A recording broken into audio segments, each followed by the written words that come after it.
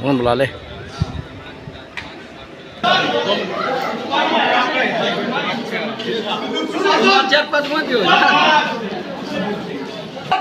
मुर्दाबाद मुर्दाबाद प्रशासन मुर्दाबाद मुर्दाबाद मुर्दाबाद।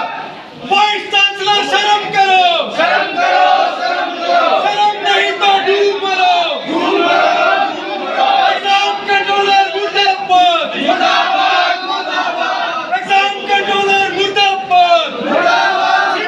प्रशासन मुर्दाबाद मुर्दाबाद मुर्दाबाद। शर्म करो शर्म नहीं तो डूब मरो डूब मरो डूब मरो। वीसी मुर्दाबाद मुर्दाबाद मुर्दाबाद। वीसी मुर्दाबाद मुर्दाबाद मुर्दाबाद।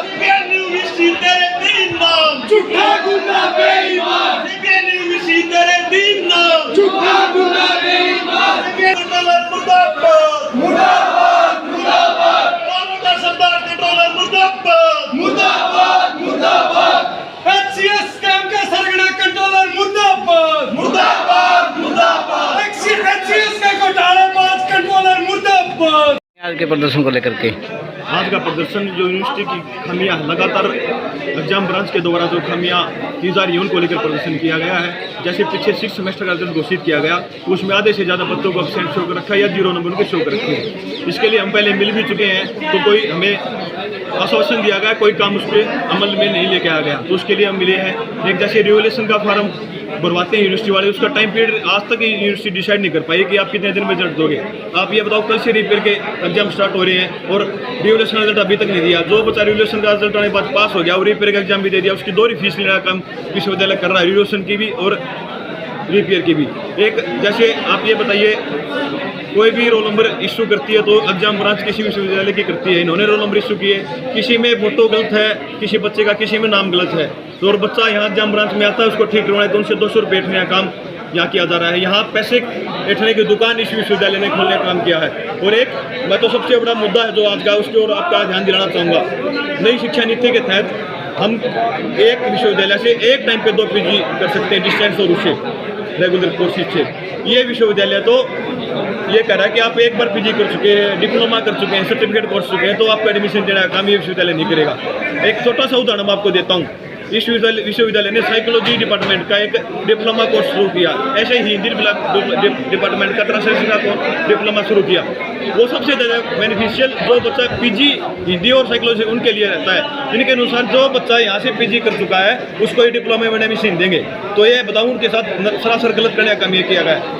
ये कहते हैं कि हमने सबसे पहले शिक्षा नीति लागू करने का काम किया, जब 2 साल पहले इसका सिलेबस की किताबें कहीं नहीं मिली थी तो भी लागू करने का काम किया, और आज ये उससे पीछे हटने का काम ये कर रहे हैं। ये सिर्फ और सिर्फ जो छात्र नेता हैं यहाँ के, उनको दबाने का प्रयास किया जा रहा है विश्वविद्यालय के द्वारा, क्योंकि सारे छात्र नेता यहाँ डबल पीजी कर चुके हैं या फिर डिप्लोमा कोर्सेज में एडमिशन ले रहे हैं। उनकी आवाज़ दबाने का, छात्रों की आवाज़ दबाने के लिए ये तुगलकी फरमान विश्वविद्यालय ने जारी किया है। और हम विश्वविद्यालय प्रशासन को कहते हैं कि ये जो तानाशाही निर्णय आपने छात्र विरोधी निर्णय लिया है, उसको आप वापस लेना काम करें।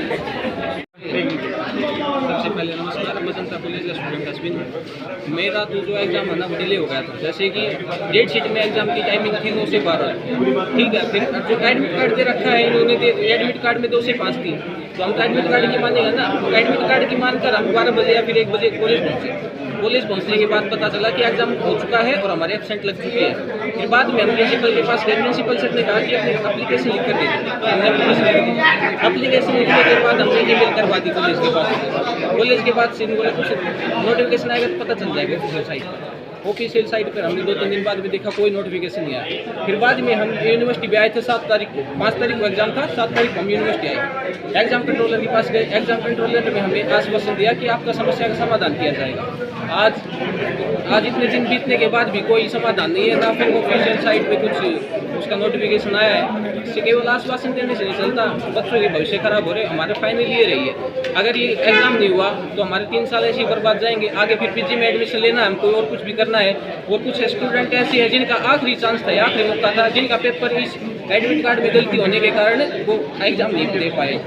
ठीक है, तो ऐसी एग्जाम करने से कहना चाहते हैं, ऐसी झूठी आश्वासन मत दो, कृपया करके समस्या का समाधान निकालो। ठीक है, प्रोसीजर फॉलो हो नहीं रहा, शायद आगे का जो सीट इतनी ज़्यादा होती है, ये तो है नहीं जितने बच्चों ने पेपर दिया उनकी सब यूएमसी बन गई, ऐसा नहीं है।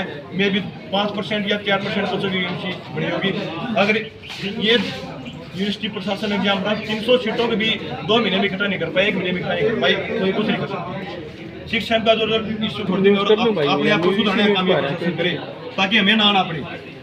कहीं ना कहीं ये डर छात्र नेताओं के प्रति विश्वविद्यालय प्रशासन का और ऋषि का दिखाता है ये तानाशाह फैसला जो लिया गया है, और इस फैसले को हम कतई नहीं मानेंगे। अगर ये फैसला 3 दिन में वापस लिया तो हम यहाँ भूख हड़ताल पर बैठने का काम सभी छात्र नेता, सभी साथी, सभी संगठन मिलकर यहाँ करेंगे।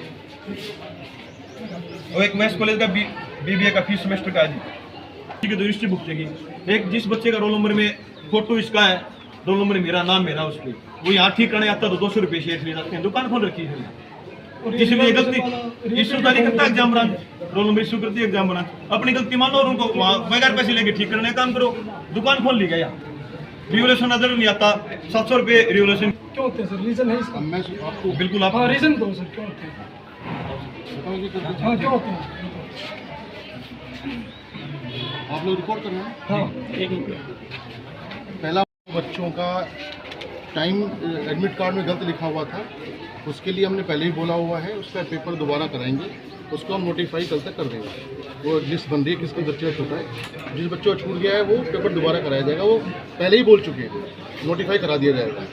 रही बात यूएमसी की बात, इन्होंने यूएमसी की बात कही। यूएमसी की जो हियरिंग है, एक प्रोसेस होता है, उस प्रोसेस के हिसाब से कॉपियाँ चेक होती हैं, एक्सटर्नल एग्जामिनर के पास जाती हैं, वो चेक करके रिपोर्ट आती है, उसके बाद हियरिंग होती है।